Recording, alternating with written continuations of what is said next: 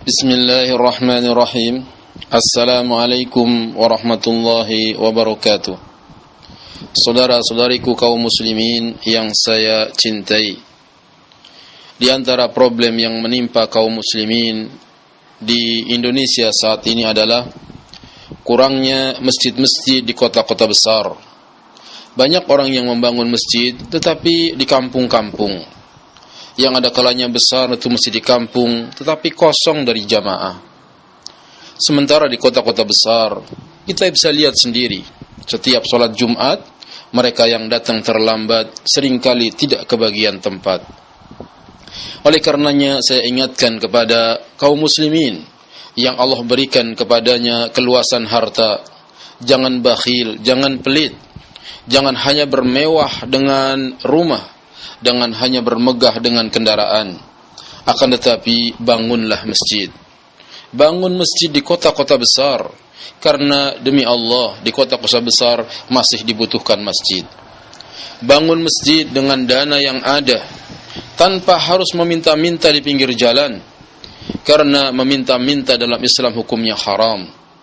Tidaklah orang senantiasa minta-minta, melainkan datang di hari kiamat dengan wajah tidak berdaging.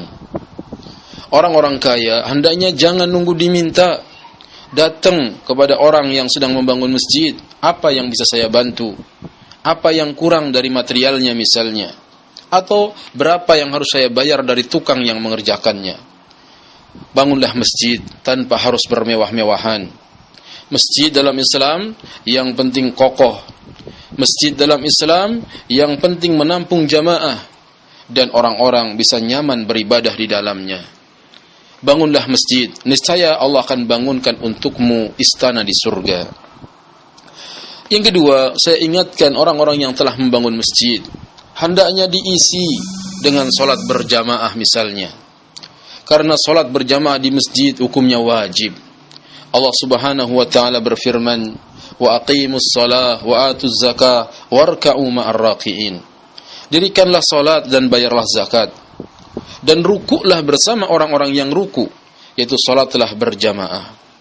Salat berjamaah di masjid merupakan sarana untuk menyatukan sesama kaum muslimin yang tidak saling mengenal.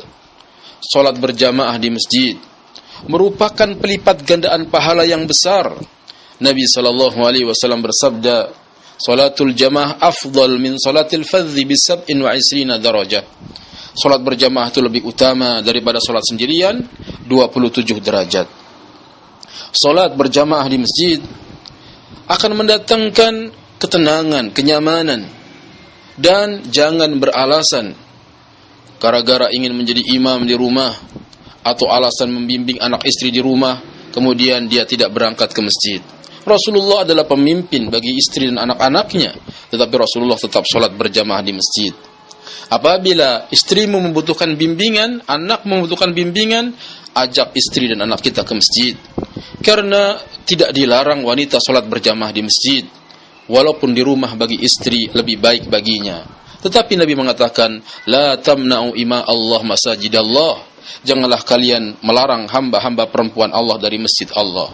Biarkan mereka ke masjid dengan syarat menutup aurat dengan rapi, tidak memakai wangi-wangian, dan syarat-syarat yang dijelaskan oleh para ulama.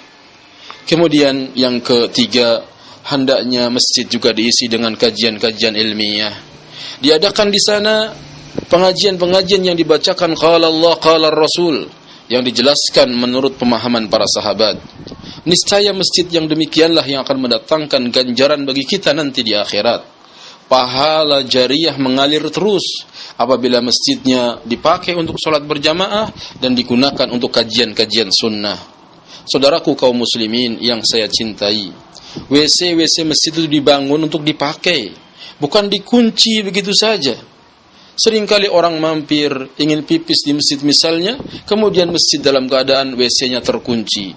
Ini sungguh suatu hal yang bakhil, suatu hal yang pelit. Seorang muslim hendaknya dermawan, memberikan kemudahan kepada saudaranya kaum muslimin. Allah Subhanahu wa taala akan memberikan kemudahan bagi orang yang suka memudahkan orang lain. Kata Nabi sallallahu alaihi wasallam, "Wallahu fi aunil abdi, ma kana al-abdu fi auni akhihi." Allah akan senantiasa menolong seorang hamba selama si hamba menolong saudaranya. Biasakanlah kita memberikan kemudahan kepada orang lain, karena Allah akan memberikan kemudahan juga kepada kita. Al-jaza'u min jinsil amal, karena balasan itu sesuai dengan perbuatan. Kita berdoa kepada Allah Ta'ala agar menjadikan kita muslim yang taat, muslim yang selalu menjaga salat, agar Allah Ta'ala memberikan kepada kita kehidupan di dunia yang nikmat, dan Allah memberikan kepada kita surga nanti di akhirat. Amin. Wassalamualaikum warahmatullahi wabarakatuh.